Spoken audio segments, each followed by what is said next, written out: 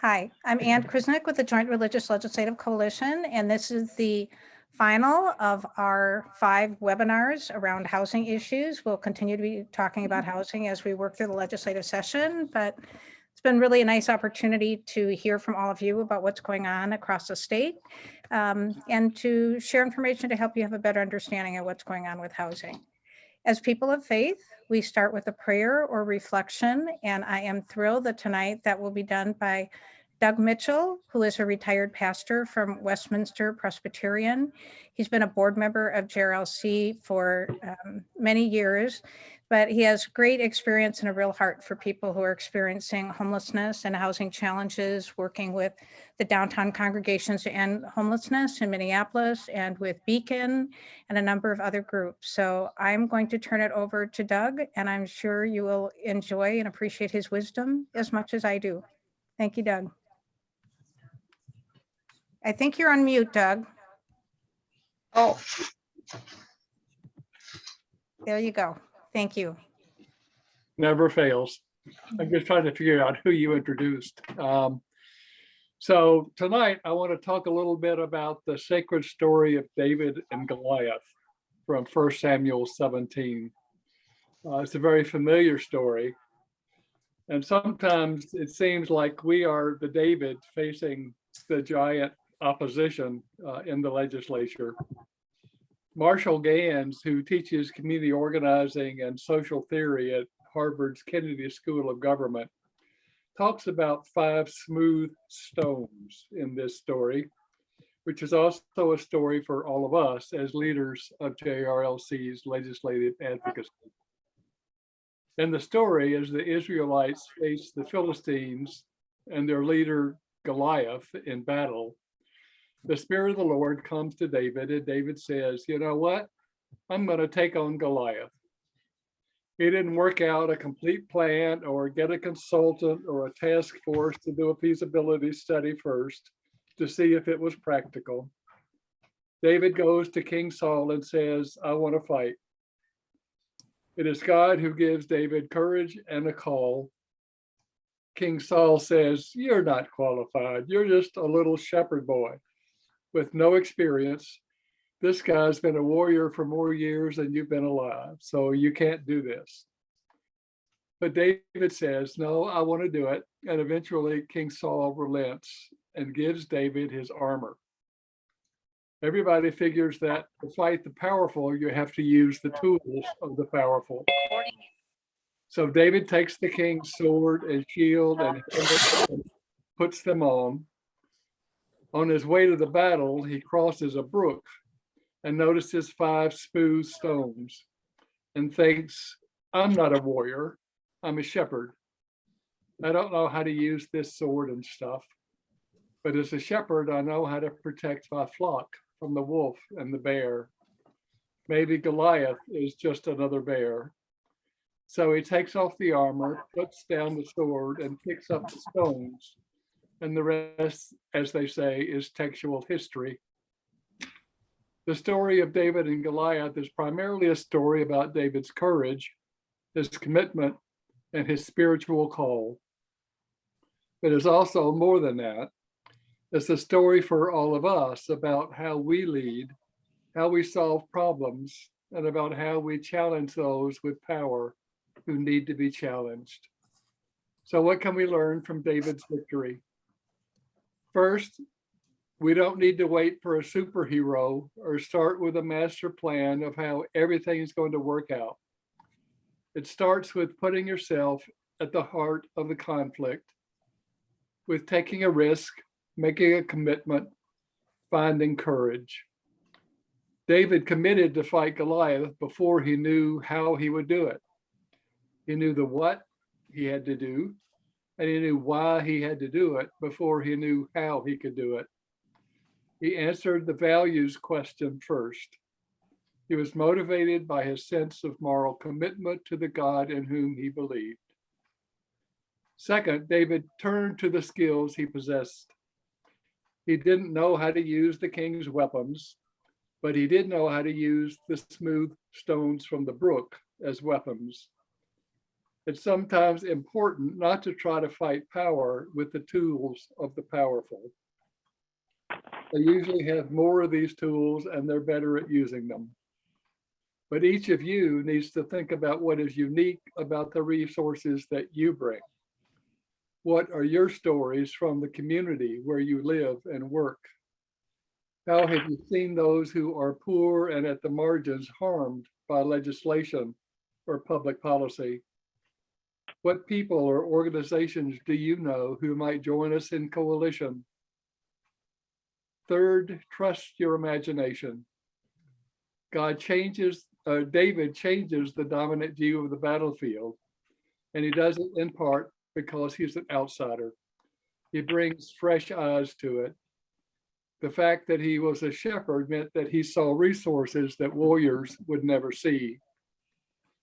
He saw opportunity no one else could grasp. He was able to craft a strategy in the midst of moving forward that surprised Goliath. It's a gift and a contribution that imaginative outsiders can make, to craft model solutions and novel solutions. We're all outsiders in one way or another. A part of our power as leaders at JRLC and in our own religious communities is that we can bring a wide variety of experiences and points of view to bear on a problem. Out of our diverse skills and experiences, we can form new and creative solutions to the problems before us.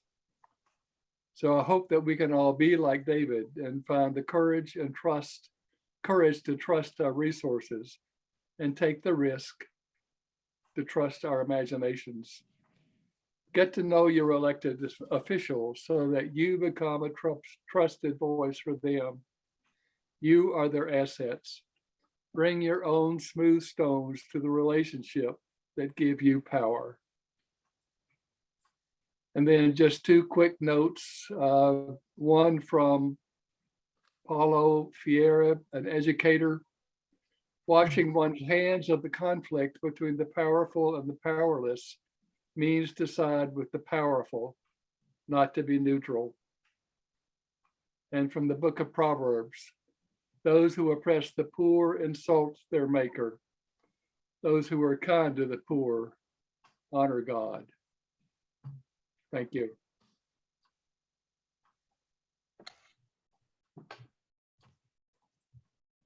Now, Ann, you're muted. It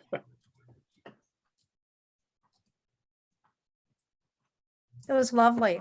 I always love listening to how you interpret the Bible or the things you see, and that really strikes a chord. One of the verses, I'm a Christian, that really speaks to me is from 1 Corinthians, that there are many gifts, but the same Spirit, many works, but the same God. And your talk really speaks to that. Everyone works with what they have, and we all have something to bring. So I love that. Thank you. Thank you so much. So I am going to share my screen again here, and we're going to start with just kind of a quick review of what we've learned. And so today's session is focusing on solutions, but for people who may not have been in all of the sessions, we're going to do kind of a quick review. So what have we learned? We're going to hear about what my local community can do. And we have three wonderful people who are going to talk about things that you can do in your own congregation and your own community. We'll go over the JRLC legislative agenda that deals with housing. We're really lucky to have Zach Eichten, who is the policy director for the Minnesota Coalition with the Homeless, to talk about the Homes for All agenda. And then we're going to have our call for action and opportunities for you to really live out that call. And what does your faith call you to do? So those of you that know me know I love to start with some Minnesota history. And so I always look at kind of what happened. And I really love the one I'm using tonight. So this week in Minnesota history, we recorded the coldest temperature ever in Minnesota. So I'm just going to have you stop for a minute, not, in any one, not focused on it, statewide, the coldest temperature ever recorded. This is without wind chill. So just take a moment to think to yourself what you think that is. Minus 60 degrees. So it makes today feel downright balmy. And this was in Tower, Minnesota. And just to tell you how long that record had held, almost 100 years. Previously, the record was negative 59 degrees from 1889. But like all good records and things, Minnesotans love a good argument. So I just want to put a little asterisk here. So the town of Embarrass claims that it had the lowest temperature. There were some people in Embarrass that measured the temperature at minus 64 degrees, but the official National Weather Service temperature recorder, the thermometer, broke at minus 54 degrees. So we'll never know. You know, the official record is Tower, but you know, if you're from Embarrass, you're still going to argue that. But so what have we learned? Here's just over the past 4 weeks, what have we talked about? The housing continuum, the different forms of housing, homelessness, racial inequity, some other challenges. So I'm just going to go through some things just kind of as quick reminders. So there's a whole continuum of housing, and we start with emergency shelter, people who are unhoused, who are homeless. Emergency shelters means we provide a place for someone to sleep. And most emergency shelters provide both an evening and morning meal, and place to shower. A number of them have laundry facilities. They have support of various kinds. They have lockers, all kinds of things. But emergency shelters can be small.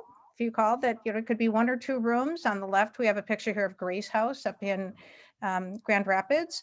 And on the right, we have Catholic Charities, which is significantly larger, right? And so you're going to hear from our speakers tonight about you don't have to be looking at a facility the size of Catholic Charities to move to do something. And we talked about the lack of emergency shelter. And so this is something that comes from Minnesota Coalition for the Homeless, that there are 87 counties in Minnesota and 87 do not have enough shelter beds. So one of the things we're going to talk about is the need for more emergency shelter. We talked about supportive housing. So this is someone, if they move out of shelter, they can hopefully move into supportive housing, which not only provides a place to live, but would have additional services. So those might be medical, mental health. They might be services to help someone find a job, various things. And so those supportive services is really a great opportunity for people to get the help that they need, and hopefully they can move into independent housing. And most of the time, supportive housing, you pay a portion of what your income is in order to do that. And we talked about the different ways that supportive housing can be effective. And one of those we talked about being culturally focused. You may have one that deals with people who are recovering from addiction. I'm not going to try and say this in Ojibwe, but this is a shelter with 48 spots for young Native Minnesotans, ages 18 to 24. And the name stands for Good New Home. And, we need to be looking at all kinds of solutions when we're looking at how we do this. We talked about affordable housing and what that term means. And in broad terms, that's considered affordable housing when your household is spending no more than 30% of its income on housing. And when we talk about that, when we're looking at affordable housing units or the availability of affordable housing, we're measuring that 30% about by the area median income. So if you took all of the incomes, whatever one would fall right in the middle, that's our area median income. And we'll talk about some jobs that fall within that in just a minute. Subsidized housing, okay? That means that the government is helping to cover the cost of housing somehow. That's most often used when actual funds are used to cover that difference between the cost and that 30% of income. But we talked about the fact that a lot of us are in subsidized housing. So in my home, we have a homeowner subsidy. I can deduct my mortgage interest. I am, am I getting homesteaded on my property? There are a number of ways that government promotes housing, and those are subsidies as well. And then this is a picture of somebody who just got her Section 8 letter. So really excited, and I hope that she was able to find someone who would accept her Section 8 payment. We talked about naturally occurring affordable housing, or that acronym NOAA. And this is the housing that's all over your community.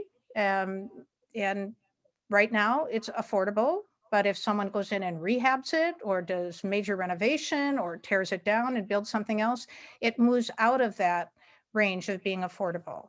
And currently we have a real crisis in Minnesota because we're losing that naturally occurring affordable housing faster than we can create new affordable housing. And then I just took a picture, this is in my neighborhood, of what I would say would be naturally occurring affordable housing. But if you went a few blocks away, you'd see some pretty fancy market rate housing as well. We talked about homelessness and how tied this is to affordable housing. So the Wilder Foundation, we talked a lot about the Wilder study. 56% of individuals that entered homelessness became homelessness because they couldn't afford their housing, which is just totally tragic, so tragic.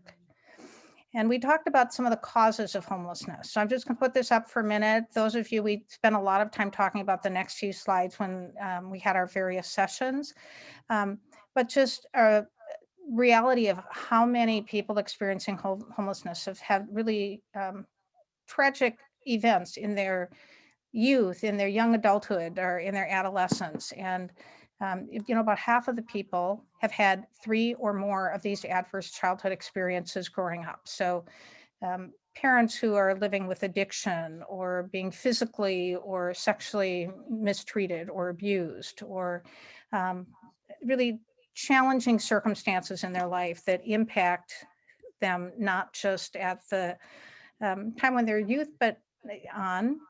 And we talked about the health issues that impact a number of people who experience homelessness. So you can see really significant numbers of people with at least one chronic health condition experiencing homelessness and the challenges that they face. When we talk about affordability, so a couple things about affordability. The 5 jobs or occupations at the bottom represent the 5 areas most in demand in Minnesota. So if people, these are jobs that people can find if they're looking for a job. And you see a blue line and a green line. The blue line across is what you need to make in order to afford a 2-bedroom apartment. And the green line is what you need to afford a home. And you can see that registered nurses are the only one where that is, they'd be able to own a home in Minnesota on that income. A retail sales supervisor would be able to afford that 2-bedroom apartment. But most of those jobs, the people that are checking you in when you go to the doctor, the people that are caring for those that you love that have health conditions, that are helping you when you go to the store and stocking shelves, all the people that we really talked about during the endemic as being so essential aren't being paid well enough to afford often a place to live in the area in which they work. And this is probably the most striking in terms of policy making of the things that we spent some time talking about. So the bottom graph just looks at with various amounts of income, how much housing do we need for those people in those income categories to have a place to live, and it's evenly spread. But you see up on the top where we look at what is the current housing that we have, that most of the current distribution of housing is affordable to people making 80% or more of that area median income. And we really need more housing at the bottom ends of that for the people that are 30% or less or 50% or less. But that's not the housing we have, and that's not the housing that the market is going to provide. That's not what a developer is going to step in and do. So this is really, to me, this should be like present in front of every legislator when we're looking at housing issues and we're looking at bonding issues, because unless government is stepping in, we're not going to see it change this. We talked about racial disparities in housing generally. We have broad disparities in Minnesota in pretty much all areas. If we look at education and home wealth and criminal prosecutions and a whole bunch of things. But this was actually we had one of our speakers was Laura Birnbaum from St. Louis County, and she looked at the percentage of persons of color, Black, Indigenous, other people of color in St. Louis County. And you see that they're 8% of the people in the county, but 42% of the people that are in the homeless programs. And I think she did a really nice job of saying, let's look at the percentage in poverty. Let's look at the percentage that are unsheltered. Let's look at the percentage that are participating in programs. We see that in broader statistics as well. So statewide, white Minnesotans have a 77% rate of home ownership. And for Minnesotans of color, you see that substantially less. And then we included the gap. This is just another example of Minnesota. While we think we're doing well, we're not. And we can look at just that statistic about our state, but when we look at the gap that we have compared to the national gap, we're doing much worse. We talked about redlining and racial covenants. We talked about the fact that this is not just something that occurred in the past, that we continue to have systemic racism. This was a CARE 11 investigation that even when borrowers had similar qualifications, if we compared Black and white applicants, that the rates of denial were significantly higher, 3 times higher for Black borrowers in Minnesota. And so what do we do now? Then what are the solutions? What are some things that we can do to address this? And so we're going to start by hearing about some things that you can do in your local community by learning about what other people have done in their area. So I'm going to do the introductions kind of quickly so you can see them, or start with Ricky Blake, who's from Mosaic Christian Community. And you're going to hear a little bit more about Mosaic when we talk about our legislative agenda. But that's right in St. Paul on Wheelock Parkway. Nan Query is very active in the JRLC out in Hutchinson. And in fact, she was one of the organizers of a recent gathering we had just in the last couple of weeks to address housing issues. Kathy Lang from Oasis, who is also the executive director of Habitat for Humanity in her county. So they're all going to be talking about the things that they do. So I'm going to stop sharing here, and I'm going to start by asking Ricky to speak. Thanks so much for joining us, Ricky. All right. Yeah. Thanks for having me. You hear me okay? Yep. Great. All right. Well, I'll be fairly brief, just give everybody an overview, and then, Anne, I don't know if you want me to stand for questions or save that for later. And I'll put Save that for later. I'll put my email address in the chat right now so that if anybody has any questions that they think of now or later, they can reach out at any time. So that's in there. All right. Well, so my name is Ricky, and I'm one of the pastors on staff at Mosaic Christian Community, which is over on the east side of St. Paul. We are a Church of the Nazarene. We've been really active as a church within the last 9 years or so. Before that, it was First Church of the Nazarene St. Paul. And without getting too much into it, new pastor came in to kind of relaunch a new vision and mission for the congregation there. And so everything that we have ever done for the last 9 years has been focused on bringing Christ-like hospitality to the east side. And so that's brought us to a number of different events and programs we've done. And one of the things that was abundantly clear to us is our neighbors right in our backyard, our literal physical neighbors who are students at a nearby high school, were sleeping on couches or in cars or worse. And so we discovered that out west on the West Coast, there are these things called safe parking programs. And what they do is they allow church parking lots, or sometimes they're government parking lots, and they allow people who are experiencing homelessness or people who are in transition, who are living out of their vehicle, a safe, hospitable place to park. And we came across this by a number of different ways. And we discovered that the need was extremely great, not just on the east side, but in Ramsey County where we're at.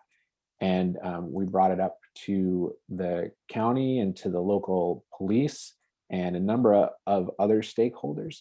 And everybody thought that this was an incredible idea. So we went ahead and went with it. And so what we do is that's it. We provide a safe, hospitable parking lot for women and women with children who are living out of their vehicle. We serve in as an emergency shelter within Ramsey County. And so what happens is we take referrals from a number of different providers and welcome them into our property, and then we refer them to the county access the shelter system basically. And we have an incredible turnaround success rate, I guess you can call it. where the women and women with children who have checked into our program, our rate is at like 98% of these folks get vouchers for hotels. And that's part of the process of getting them into more stable housing or the shelter system, where they're going to be much more safe and places where people should be staying. Obviously, cars are not meant for human habitation, and we understand that. But this is a niche, and we are happy to fill it. And so what we've seen in doing this is, frankly, it's a little tricky to get up off the ground, but it's very accessible.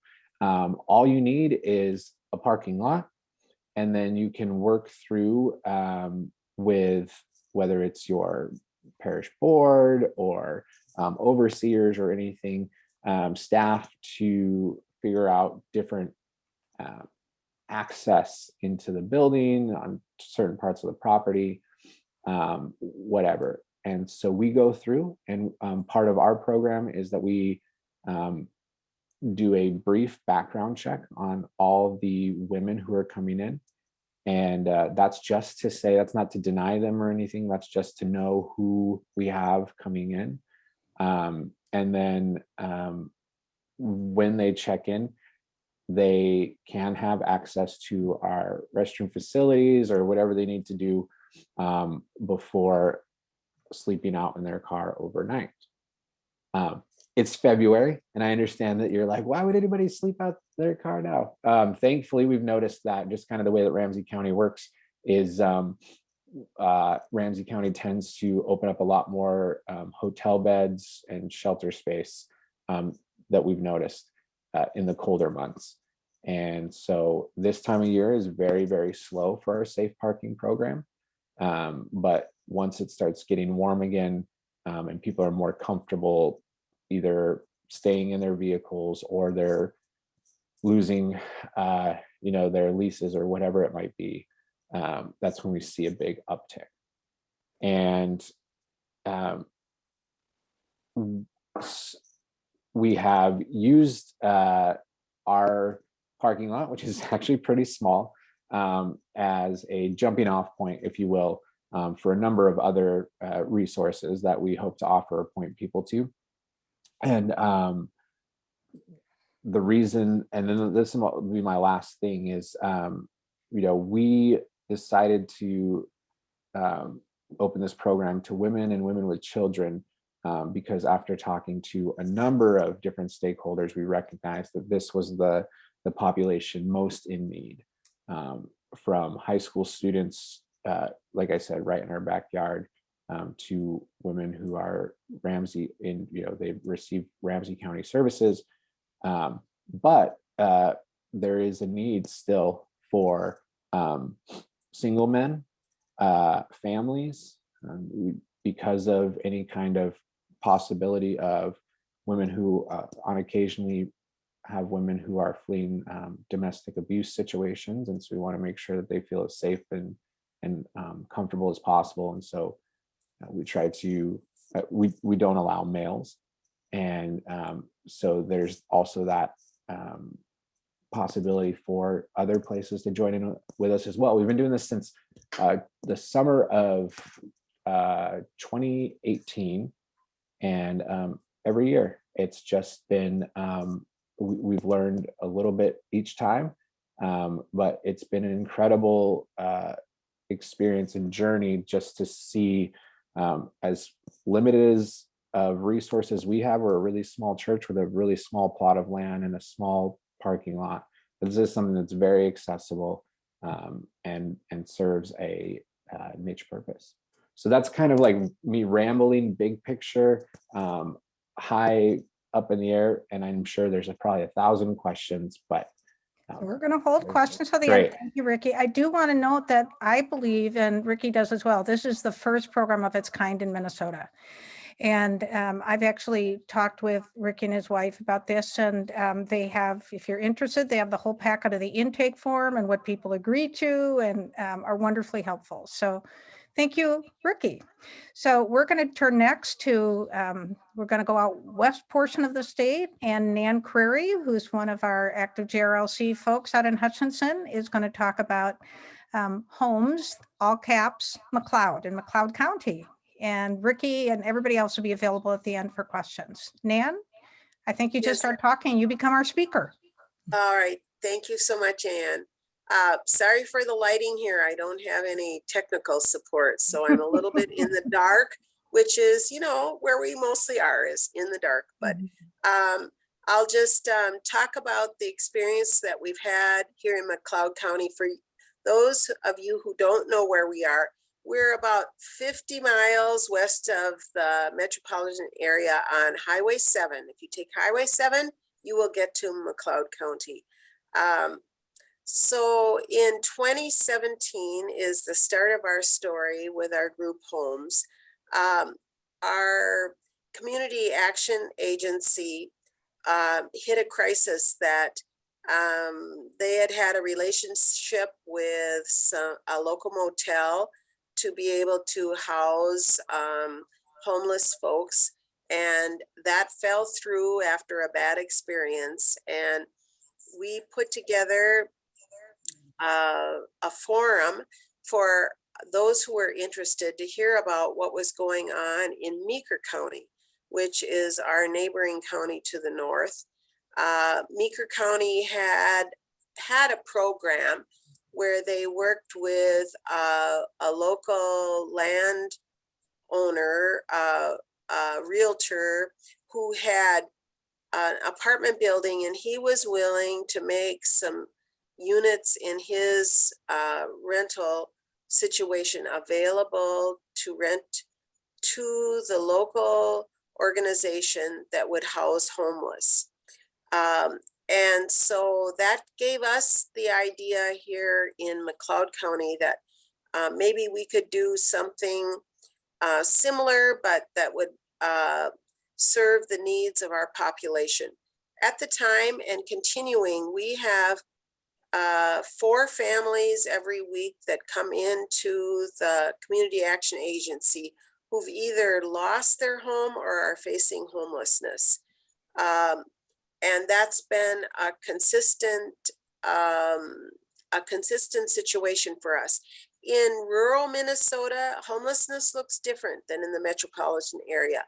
We don't have people sleeping on sidewalks or over grates. You know, they're doubling up with friends, or they're sleeping in their car. They're pretty invisible. Most people in our community don't even think that we have a homeless problem, even though our community resource person at the school tells us that they have identified at least 30 families in our school district where the children do not have a permanent address. So that means that they are sleeping in their cars or doubling up. They don't have a place to call home. So we got started in 2017.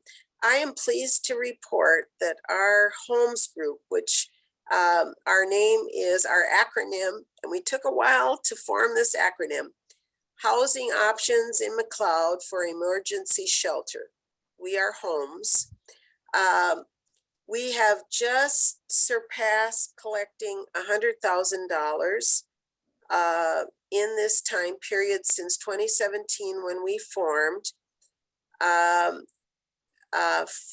a variety of sources, including, you know, donations from churches, and we've sought grants. We've looked wherever we can to find resources. We have spent $71,000 of that money.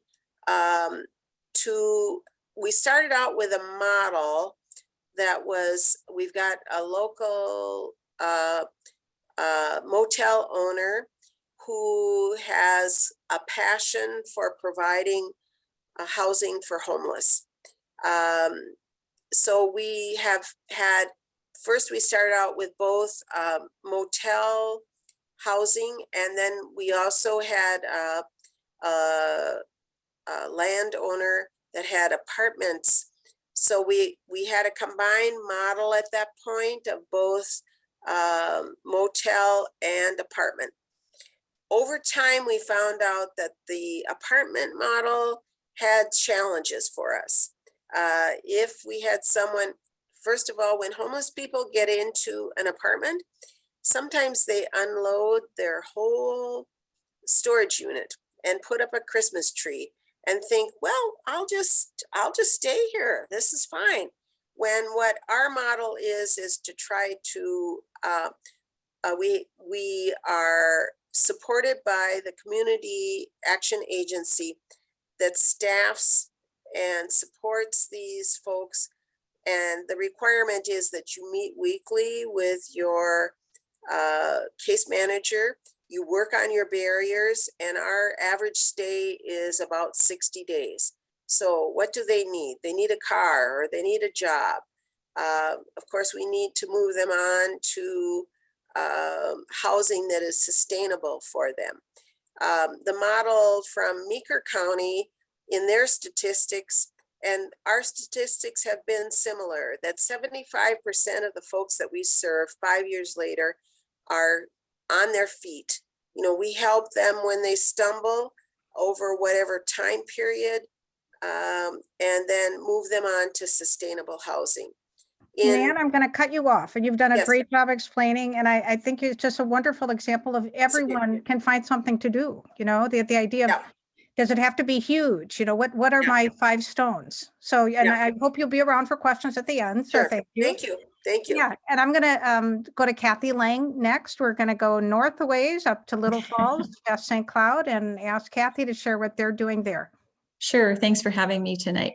So I'm a member of the board of directors of Oasis Central Minnesota, and Oasis Central Minnesota is specifically a nonprofit that focuses on the homelessness in our county. Like Nan said, our county 3 years ago didn't even realize that we had homeless people because they're not in the streets like you go in larger cities in the metro area. And so, in fact, when I worked at the hospital 3 years ago, all of a sudden in the winter, we had many homeless coming in for warmth and using the bathrooms. So I also connected with a group called Faith Not Fear. The director of Oasis and I did some successful grant work together on addiction and homelessness. And so Rose and I worked together to get grant money to get the addicted out of their cars and the help they needed and into at least a hotel room. So what Oasis does is we raise money to give people hotel stays. We currently have a duplex that we are actually buying through a grant program. I think it's through Minnesota Homeless Coalition, I believe, but I can double check on that. So there is a grant opportunity out there now for anyone who wants to purchase emergency shelter, which is wonderful. So we're looking at right now, we have a duplex in Morrison County that we use. For the bottom of the duplex is for women and children, and then the top is for single people. We're looking to buy another duplex. Our end goal is to purchase a residential. It used to house disabled people. It's on the hospital property. And we could probably house like 16 families, but it takes a lot of money to do that. And so we're working on that as our end goal. But for now, having a duplex is somewhere where at least a mom with 4 children doesn't have to stay in a hotel room by herself. We've also built awareness. We just finished doing some videos, and I invited one of our county commissioners, and we also have a homeless liaison in our school district and like Nan, we have like 30 families that have children who don't have homes. And so we're working to make sure at least they have a backpack with food to go home, and also trying to get them at least into, if it's an emergency situation, a hotel, or at least to house them in our duplex. So that's kind of the 30,000 foot story. We've held 3 forums in the last 3 years to build awareness and to get people engaged in helping. And as soon as our videos came out, they're on channel 180 on our charter station. I have had people call me like, we don't have an emergency shelter in Little Falls. And I'm like, not really. And so it's just like, well, what can I do to help? So getting people engaged and tapping into resources that others have is kind of our main goal to solve the problem. And I'm kind of a legislative guru. I go to every legislative update. Anybody has our Senator Gazelka and our representative. In fact, we just had one on Friday. And just keep pushing that message that we need more affordable housing. In fact, I'm opening applications for a new Habitat house, and I had 8 applications this week, and I'm looking through them. One young woman came in with 2 kids and was homeless. And I said, where, I got her resources, so at least she's not sleeping in her car. And it's just sad, the situations that you see, and we have to help. So it's one at a time. So that's kind of my story in a fast nutshell. Thank you, Kathy. And Kathy Sure. will be available for questions when we have a session at the end as well. So I think these are really good examples of what people can do where they are. And we're happy to help connect you with any of those folks. So we're going to talk about, those are local solutions, and we're talking about statewide solutions. And we might run a little bit past the 7:30 time, but we'll be done with the breakouts by 8, in case you're watching the clock. So we have a number of issues on our legislative agenda, and 3 of them deal with housing. First, emergency shelters. So you heard, there's no emergency shelter in Little Falls. As we talked about, most counties don't have enough emergency beds, if they have a shelter at all.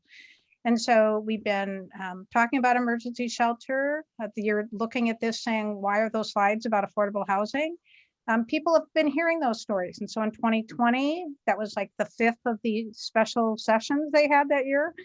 The legislature approved $116 million for affordable housing this past session. They approved $100 million, but no money to build new emergency shelter. So one of our focuses is really telling the story that we need funding for emergency shelter. Now, this is something we're saying, support the governor. So the governor came out with his bonding proposals or capital investment proposals, and it includes $72 million in that bonding package to build, rehab, create more emergency shelter. And so that this is one where your stories really matter. And, the people who don't know there's an emergency shelter in Little Falls, they're very typical of people across the state and probably legislators. So we need to make sure that these are stories people hear. So I think that's self-explanatory. You'll be hearing more about it in our action alerts. And affordable housing. We need more affordable housing. So real push for bonding for affordable housing. And the governor, when he came out with his program, also had significant investments here. It's a very ambitious plan, like his budget is as well. But it included $250 million for infrastructure, housing infrastructure bonds. So this would be for not publicly owned housing, but to have affordable housing across Minnesota, and an additional $60 million, I think, for public housing. So the public housing that we currently have, how do we renovate that? How do we make sure that we're protecting that investment? So you'll be hearing more about this as well. The third, if you watched our legislative update or watched things last year, you heard a little bit about, but both of those are issues that a lot of housing advocates, people working with low and moderate income Minnesotans, developers are all working on. The next is a JRLC specific issue. We're the kind of lead on this bill. And most of the time when you talk about affordable housing, I talked about that area median income, but you don't look at those people who are at the very bottom of those income levels. And so we were approached by a nonprofit called Settled that really looked at what do we do for people who've been experiencing chronic homelessness. So when you think back to those adverse childhood experiences and you look at the number of people who are homeless with serious health issues, these are people who have serious mental health challenges. They deal with addiction, maybe disabilities. They've had traumatic, not just experiences in their youth, but in young adulthood, into adulthood, often don't feel safe at a shelter and maybe too disruptive to succeed there. that they come up with a model where faith communities would create sacred communities of tiny homes for people on their property. But these aren't currently allowed under Minnesota law. They're too small to pass the requirements of the building code. And we have some challenges. We were originally looking at, they're built on wheels by a chassis by different congregations, kind of a portable Habitat for Humanity model. But because they're on wheels, they're considered recreational vehicles under Minnesota law. So they don't fall under the building code, which is good, but you aren't allowed to permanently live in an RV. And I'm sure all of you know people and see people in your communities that do, but we can't have a model that's based on that. So the model is pretty simple. It is churches, synagogues, mosques, other faith communities choosing to use their land for this purpose. The nonprofit works with them in order to set this up. And then kind of the key to really make it work is about a third of the people living there would be people like me who currently am housed. I have come from stability, but I'm choosing to live in community with people who are really challenged. They're referred to as missionals. That's how I'm choosing to live out my call. And then there are common spaces in the faith community area, in the place of worship, which would be showers or laundry, private rooms where people could meet with a caseworker. I could choose to eat in community with people at their kitchen, or I could have my space on my own. So really a lovely model. And there's no government cost. We're simply asking the law to be changed to clarify that this is something lawful. So I have a couple pictures to show you. The first settlement is ready to go once it's approved at Mosaic Christian Community. And we had Ricky, that's where he's from. They're living out their hospitality call, and they're going to have 6 homes. 2 of them will be filled by missionals, and the other 4 homes will house 5 people who are currently experiencing homelessness. But here you see kind of the setup of what those homes look like, and a couple of slides here to see the inside. They're beautifully built through all residential grade materials with Anderson or Marvin windows. So you see, the sink, gravity fed water, a nice chair there to welcome someone in for hospitality. You can see the bed here and storage. This one has a bed right on the ground level. This is another unit where the bed is lofted, and then there's a space below it, kind of an office with a desk and storage. And then the exit. And then this is a picture of Mosaic, their common space. And Ricky's wife actually testified at a hearing about their parish trying to figure out if they were going to do this. And I think the most lovely thing she said is we really, we prayed about it and really tried to discern if we were being called to do this. And our parish decided we can make room. And what beautiful space they made. So this is the space that they have. So we'll be hearing a lot more about that. But this is just simply a law to say, please let places of worship live out their call in this way. So that's our agenda. But, Sacred Communities was introduced last year. Strong support from Republicans, Democrats, and independent as well. In St. Paul, we have Mosaic ready to go ahead. We have a Lutheran church in Forest Lake that's ready to go ahead. They're going to focus primarily on veterans who've been experiencing homelessness, and strong interest from some other folks as well. So right now, this is like this little idea, but we need your help to make it a big idea. Okay, because I really think this would be a wonderful thing statewide to have happen. So I'm going to turn it over next to Zach Eichten. He is the policy director for the Minnesota Coalition for the Homeless, who's a partner of ours, obviously, in a lot of the work that we do. But there's also an organization called Homes for All. It's made up of about 200 organizations. Zach can correct me if it's significantly more than that, that all work on housing issues. So these are developers and government and nonprofits and a wide variety of groups.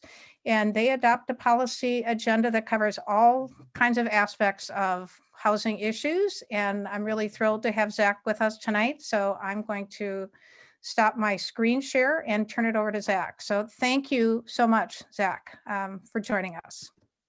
Yeah, thanks, Anne. And it is really awesome to be here with all of you tonight. I really enjoy doing things like this. It's great to connect with folks out in the community because, quite frankly, I can't do this job without people who are actually doing the work and are, in the field working with folks supporting us. Without it, I'm out here on my own. It's not going to do anything. So your voices are really critical.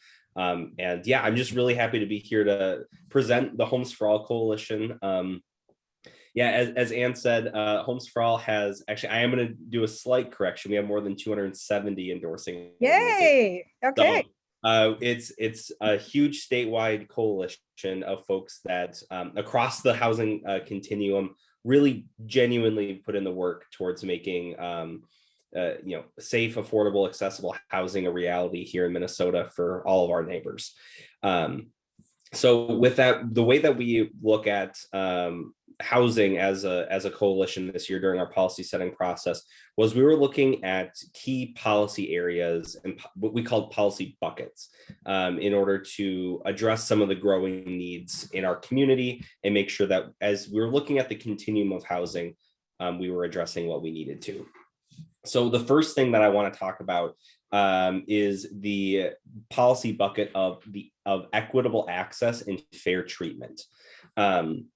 So essentially what this is we want to address inequities within our system. As Anne went over, there is just a host of disparities in housing, especially here in Minnesota. We are one of the worst in the country at disparities in housing. So there are a few things that we're going to be looking at to create more equitable access and fair treatment. And the first thing is source of income protections. So for folks who have a voucher of any sort, currently right now, landlords can just say, no, thanks. We don't accept vouchers here and turn people away. So what we want to do is change the human rights statutes so that landlords can't just turn people away based on their source of income, so that vouchers are able to be accepted anywhere. And that'll really open up a lot of housing for people that might otherwise be locked away. Similarly, we know that like housing choice vouchers, Section 8, there's a big waiting list for folks to get even onto the waiting list for those programs. So there's a lot of different other programs out there, and one of them is Bridges Housing Program.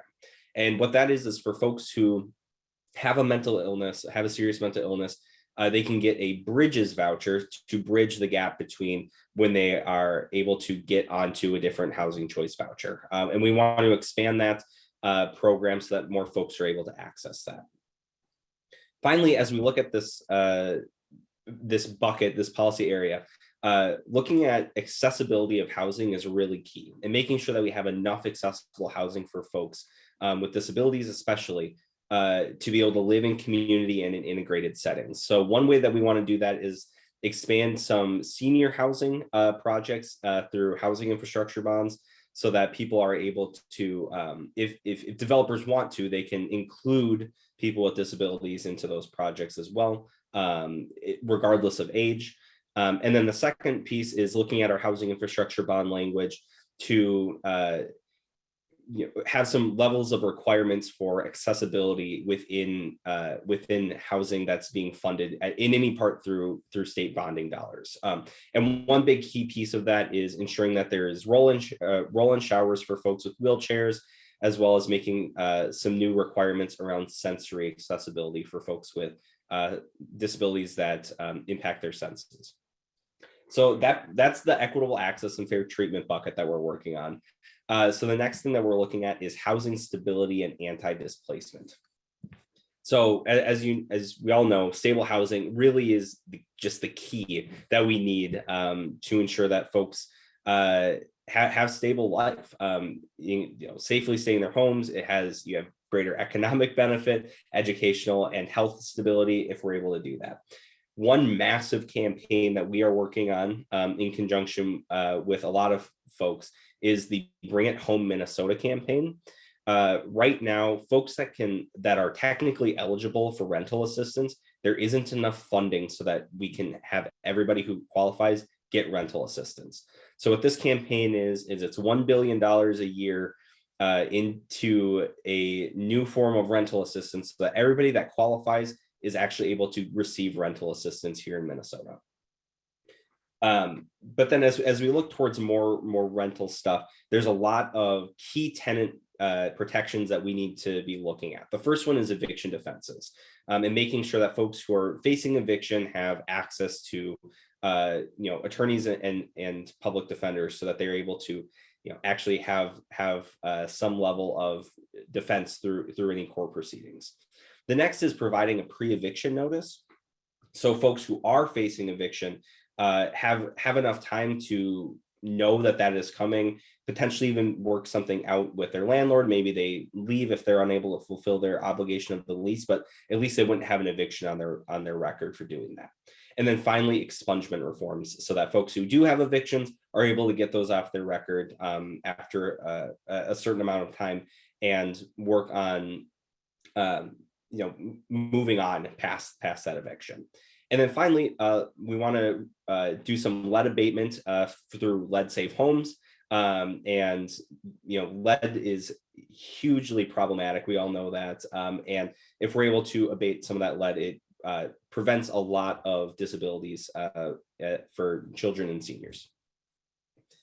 So I'm going to keep going here pretty quick. So the next thing is we want to build and preserve homes that we already have. So the first thing is supporting naturally occurring affordable housing, otherwise known as NOAA, through some funding to preserve that housing that is already affordable so that it doesn't go away. If we lose our existing stock, we're going to be in a huge world of hurt. So we want to keep that available for folks. So preserving that.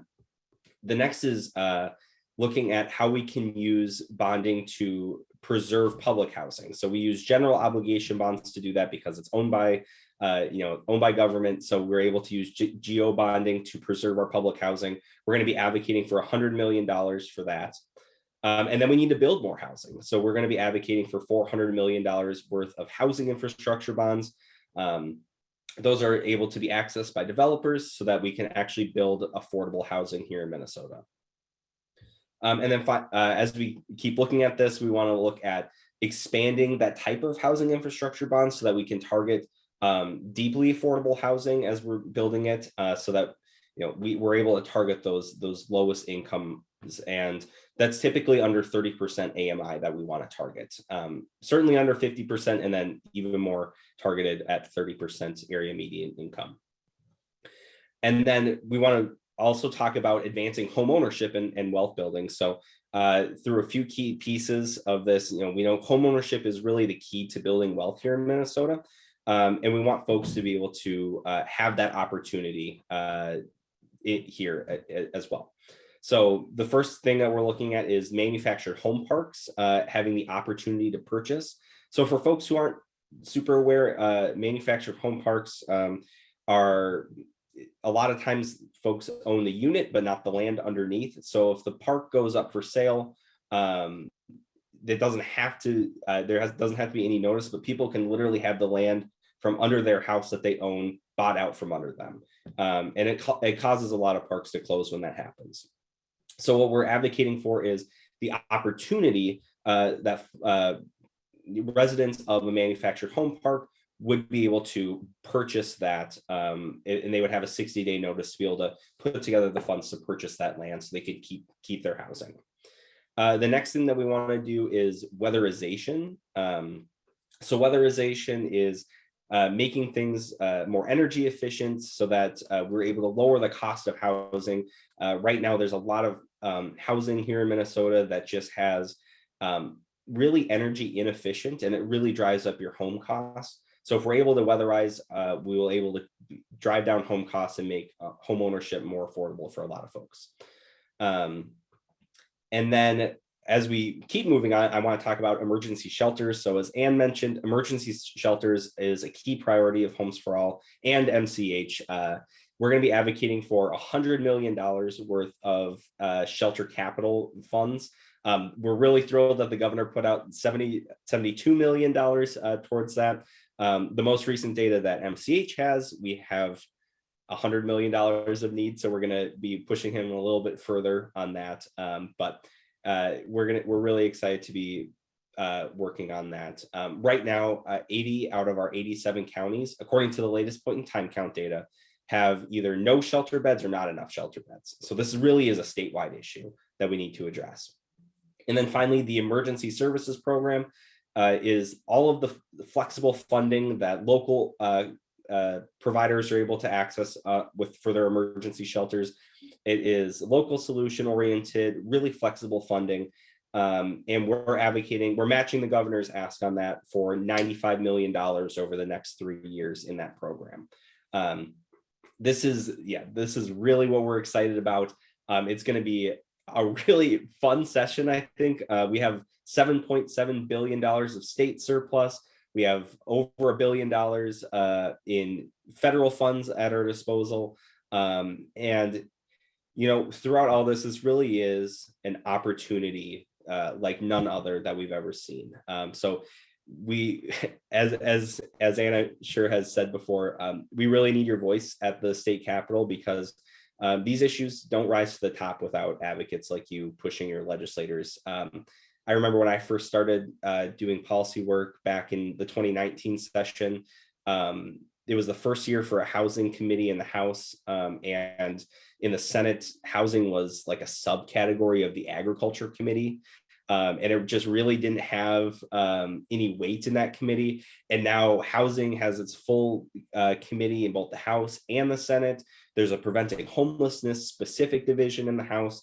And it's all because of the advocates who have been pushing for this to be a top tier issue that we're able to be here. So I just really want to say thanks for having me here, and hope to see you this session. I think you said you'd stay on for questions. So what I'm going Yes. to do, just have a couple comments and we're going to turn it over to Joan. But if people have questions, I'd like you to put them in the chat. And then after Joan's done, we're going to come back and I'll kind of categorize ones that come in. But I want to do 3 things. First, you can see why we're so impressed with Zach. He's incredibly knowledgeable. He's really effective. He's incredibly personable, which is a really important quality in a lobbyist, right? You know, but he can toss off a lot of technical details. And sometimes our members listen to that and they say, oh my goodness, I don't know that I'm competent to do that. And I just want to make sure you heard from him and you hear from me and you hear from Joan. We want you to talk to your legislators about the fact that you don't have an emergency shelter in your county and you need one. Or you know there are people who would like to find a place to live and they can't find affordable housing. And those are stories that you're really effective at telling, and you have incredible credibility when you do that. And then we can leave it to Zach to talk to them about the technicalities, about how they're funding that and how they put that together, okay? So you don't need to know everything that he said. I mean, it's great to listen to him. What you need to do is make sure that when they're hearing from people like Zach or me or other lobbyists about things that are important, that people back home are saying, yes, that's a problem and we care about it and we would really value your work in these areas. Okay, so thank you, Zach. And I should say that was a very broad overview. So, you know, he could have probably done a much longer presentation on all of those, but I think I want to make sure to include him because it shows the breadth of issues that are involved in housing. And when we look at the issues that we're going to work on, we're kind of like, what are the issues that people in our faith communities have the experience and the knowledge and really can be effective talking with legislators about, and you telling those stories of what you see is so effective. Okay, so that leads me to my next share screen. I just have a couple other things here before I turn it over to Joan. But first, remember, you're a resource to the legislators, and you're not only the expert in what happens in your community, but you have a really unique perspective. And I can't stress this enough, that you see people when they're vulnerable, they share things that they might not share otherwise. You see people who are asking for emergency assistance or asking for prayers because someone lost a job or had excessive medical debt and lost their home, whatever it might be. And your voice is really important, just saying that these are issues that matter to you. And certainly when we talk about love your neighbor, we're talking about these people that are sleeping in their cars and that are staying in the woods and need a place to live. So just share what you see in your neighborhood, in your community, and the places you volunteer. And then before I turn it over to Joan, I want to just address 2 things. One, it's been wonderful doing this webinar series with you, and we get a lot of emails and feedback informally, but you'll be getting an evaluation form. And instead of sending them out after each session, it's for all 5, and we really value your input. So Tell us what you like. Tell us what you wish we'd done better. Tell us what you'd like us to include. We're going to ask about what other things you'd like to learn more about, but we've really enjoyed it, and we hope you have too. And then the second is we don't get government funding. There's a small pitch to support our work. We're an unusual nonprofit in that we are kind of ineligible for a number of grant funding opportunities because we are both religious and we're political. So being involved in that advocacy work, and on top of that being faith-based and religious, we're not promoting any particular religion, obviously, but that takes us out of the running of a number of opportunities for that. So we're really pleased to have our sponsoring organizations, but it's really important that we get individual support from people because that allows us to be prophetic. We don't need to stop and think about whether the positions that we're taking will impact funders. And so we'd love you to consider donating. And if you go to JRLC.org, you'll see a donate button on there. But even if you don't, please sign up and be part of our action alerts. So, I guess I had that on the slide there. So I'm going to turn it over to Joan. I'm going to stop. Well, I'll keep the screen sharing, but please put your thoughts in the comments, and I'm going to go through them, and then we'll come back for some quick Q&A before we do our breakouts. Okay, Joan, you're up. Thanks, Anne. Do we still have time to have folks do this, to call their lawmakers? I think we maybe skip this. We'll do this, but we'll do this as an assignment at the end. Okay. That sounds great. Thanks. You can go ahead and move to the next. Yeah, but so that assignment, and we'll remind you, was just which of these issues really speak to you. And they may be the bonding, they may be something that Zach referenced, but please just call your legislator and say, we're concerned about this, not with a specific bill number, just I care about this. Okay. And these are the slides for those of you that haven't done this before. If you just type in who represents me, you get to this page. You see your address on the lower left, enter your address, and they'll take you to your representative and your senator. And when you click on one of them, you get this nice little page that says how you contact them and the contact for their LA. So turning it over to Joan. Yeah, thank you, Anne. I really want to reiterate what Doug, Zach, and everyone has said about how important your voice is, and that one story may be able to influence a lawmaker, and you don't know that until you share your voice. Obviously, many stories and experiences, and your credibility as faith-based advocates is really, really important. So you can also speak from that place of your faith that is very significant, whatever your faith tradition or your humanistic philosophy may be, that's important. So to prepare for legislative visits, we've decided we have offered these trainings in February. We had one in January on relationship building and one-on-ones. We'll have that video on our website next week. And we have two more coming up, February 8th and February 24th. And these trainings are also done by our district leaders and advocates within JRLC who have a lot of practical experience to share with you. We also, you could go to the next slide, and in March, we also have right before Day on the Hill and legislative visits, more in-depth discussion of issues. So what we're doing is trying to build up for those who are new to legislative advocacy or want a refresher to have these trainings available. And we will have a resource hub on the website as well with more materials as we get into the month for legislative visits and for Day on the Hill. But key to this is not just one visit, but we're certainly moving towards that March 16th to 18th to have a visit with your representative and senator. But it's part of that building a relationship throughout the year that is so critical. They need to know who you are, what do you value, and how do you want to see our community? How do you want to see dignity and justice for all Minnesotans are in our community? And obviously, if they're not hearing from you, they are hearing other voices that may not stand for that. So just a reminder about our Day on the Hill as well, that is a virtual online event in the evening. And you can register on our webpage. You'll see that under 2022 Day on the Hill. And if you have any questions about preparing for visits, finding more information, please let me know. We want to be able to provide resources or perhaps match you with an experienced district leader as you begin to reach out to lawmakers. And next Tuesday, that nuts and bolt training, scheduling legislative visits, is very hands-on. You know, how do you get a hold of a legislative assistant? What information do you need to share? And we'll have a video clip from a legislative assistant, plus Kathy Lang from Little Falls and Dennis from St. Paul from Lumen Christi will also be there. And I think, we also ask if you're not signed up for our email action alerts and event information to sign up again at the webpage at getinvolved/emails. So we were ready for breakout questions, Anne?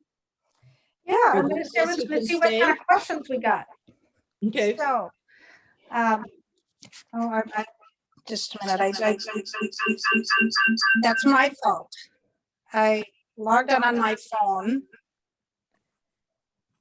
so I could watch the chat while that was up. Okay, so I'm just going to do a few of these. Ricky, how do people find out about your safe parking program? And I know one of the things is that so the police do some referrals for that, but how else do people find out? Yeah, a vast majority of our referrals come from the county. So Ramsey County, we have the financial, I'm going to butcher the agency's name, but the Financial Assistance Services Office or something like that. They are the ones who do a vast majority of referrals. Police can also refer. We also have worked with like Southern Minnesota Legal Services and like Radius Health, mental health practitioner organization. So just these different partners that we've built up over time, and they just know that we're doing it and they refer them to us. Zach has posted the Homes for All one pager, and somebody else put a link. I can't remember who, Cheryl maybe put a link up to the Homes for All policy agenda piece, which is there.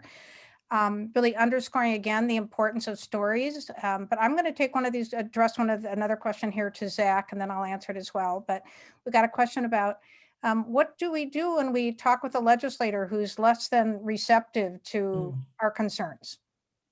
Yeah, that's always, I want to just first, that can be very intimidating. I want to just address that it's okay. I also feel that way sometimes when I am going to talk to somebody who I know might say no to something I'm asking about. But really, I put something like this in the chat too, but a personal story or having an advocate that's from the district telling a personal story is the number one way to get people to listen to some new issue. When I know that when I've worked in other areas, I used to work for the Minnesota Brain Injury Alliance. We had advocates that would come with us, and we actually had a bill that had a member who was in the minority. It was his senator who was carrying our bill, but his story was so powerful that it didn't matter who was carrying it; it was getting through. So those really powerful stories that are carry bills much more than I can go in with like a sheet of stats and like that's fine or whatever, but like they don't get excited about that. People get really excited and want to help with that personal story. So I would say really develop those as the best way to address that. Yeah, I would add that no matter how articulate and smart Zach is, or any other lobbyist, we're not as effective as somebody who can say, in our town, in our city, in my neighborhood, this is what I see. And this is a problem where you live. And this is something we care about. So one of the things that I occasionally share with people is, think of that bird in the woods, like a grouse or a quail. I'm not a hunter, so I'm probably getting this wrong, but that makes himself real big and puffed up when the fox comes, so they look more intimidating, so make sure to say, I'm Ann, and I go to Lumen Christi Catholic Church, and I'm on the Social Concerns Committee, and we're all really concerned about this issue, right? To make sure they know that your community, or you volunteer at your school and you see kids that are homeless, and it just breaks your heart. And those stories are really, really valuable. And hearing those stories often open somebody's mind in a way that then they listen to the things that we're wanting to talk about. So I view your role, this may not be, I think that the value of the network of JRLC members and all of you is you can be so effective at taking a legislator's eyes and moving them away from the spreadsheet with the numbers to looking at actual people. And that's really what we need, that this isn't about, big picture, how do we juggle? It's about Minnesotans and our belief that everyone, a core value of human dignity. And we want to make sure that everyone can live in dignity, and housing is so key to that. And you're the experts at telling that. So, you're the experts. You're the experts. I'm just keep saying that over and over again, that you bring something that really nobody else can bring. I'm going to switch it back to Ricky for a minute. I don't want to embarrass you, but can you, I just want you to, you'll have to talk so you show up, but I want you to move your head a little to your right, because I think you have a picture of the tiny home behind you on the wall. Is that right? You're going to have to talk so people can see it. Ricky, All can right, you say yeah, something? so there we go. I even zoomed in for you if you want. Yeah. Just picking up. So this was actually made by a guy who lives in Richfield, and he doesn't go to our congregation. He's not in our neighborhood, but he just really fell in love with what Settle's Mission is doing. And so he made this out of I should know this, it's like a wood block carving type thing, print. And he did that, and has given us a whole stack of them that we use for thank yous to people who donate resources, time, whatever it might be. So I wanted to, I knew that he had that. I knew that they had that in their home. This but I is wanted my for you to- Zoom background. Yeah. So I wanted to share that it's not only important that you talk to your legislators, and obviously we ask for financial support, but it's also really important that we have your prayers. And I know from talking with Meredith and Ricky, they have that there in their home so that they remember to pray for the Mosaic settlement that they're hoping will be up and running first or soon. And the people who are there, and we ask you to pray for our work as well. So thank you so much to those are the, I got a few more questions, but I'll look at them quickly. Thank you so much for our guest presenters. It's really wonderful when we can hear what people are doing. I'm still going to do the breakouts. So if people want to go into breakouts, we're getting pretty close to our 8 o'clock time. And if our speakers are willing to do that, that would be wonderful. If not, I understand. But again, you'll be getting the evaluation. We really want to hear what you thought of this and what you'd like to hear more about. And we would love for you to join us at our Day on the Hill event with Maharat, Rory Picker-Nice. And I guess I can't remember if Joan said that. That's kind of the equivalent of being a rabbi in the Orthodox tradition, but women can't be rabbis in Orthodox Judaism. So she describes herself as kind of a Orthodox Jewish feminist, which will be really interesting to see how that plays out. So I'm about to put folks into breakout rooms, and thank you so much for joining us, and we will hear from you soon, I hope. Here we go.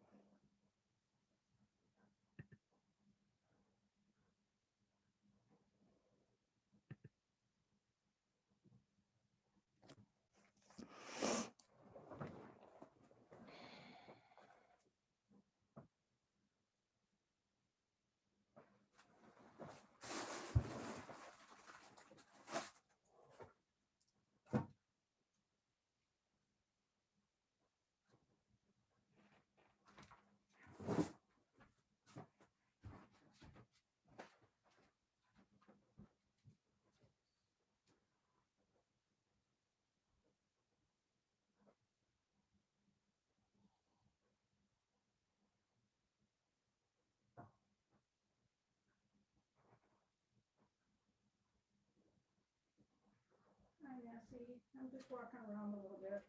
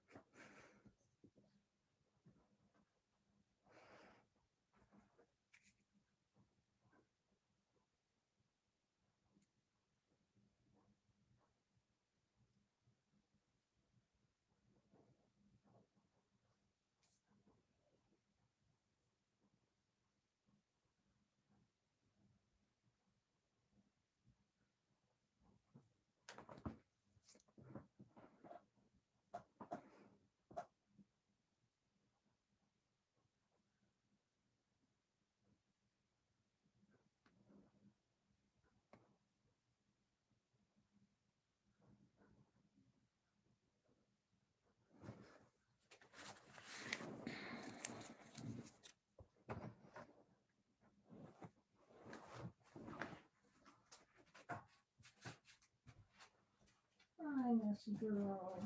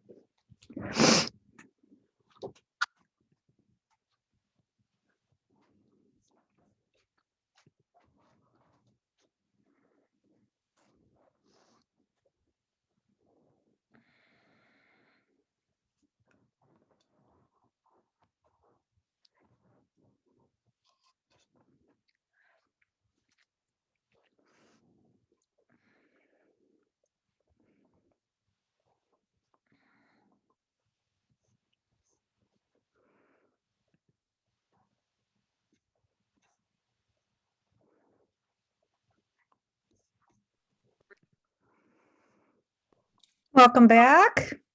Are we the only ones? Yeah. Did everybody else leave? No, you clicked out before the 30, 60 seconds or whatever. Oh. So Yeah. That's because we're good little girls and we do what we're told. I'm glad to hear that. It was a really, really good night. I really liked the different presentations. This was really interesting. Yeah. Oh, I'm not sure how many people are going to come back after these. I wanted to just, again, say thank you so much for being part of our webinar series, and please fill out the evaluation. Just a reminder that we have a resource list that keeps evolving after each of the sessions. And so we had presenters that were wonderfully generous in sharing their contact information or where they could find out a bit more. The Homes for All one pager. Ricky put a link on to Settle, the nonprofit that's working on the sacred communities. So all of those will be on our resource list, and you can find all of that by going to our website at jrlc.org. Thank you so much for being part of this. It's our first series we've done. We've done individual webinars before, but it was really, Joan and I really enjoyed being able to dig into a session a bit more. So thanks especially still on the call to Ricky and Kathy for being part of this. It was really, really great. So The series was terrific. Thank you very much. I've learned a lot. yeah, It's very good. yeah. Yes, thank you. And stay warm. Everybody, take care. Yeah, Bye. bye. Bye. Bye.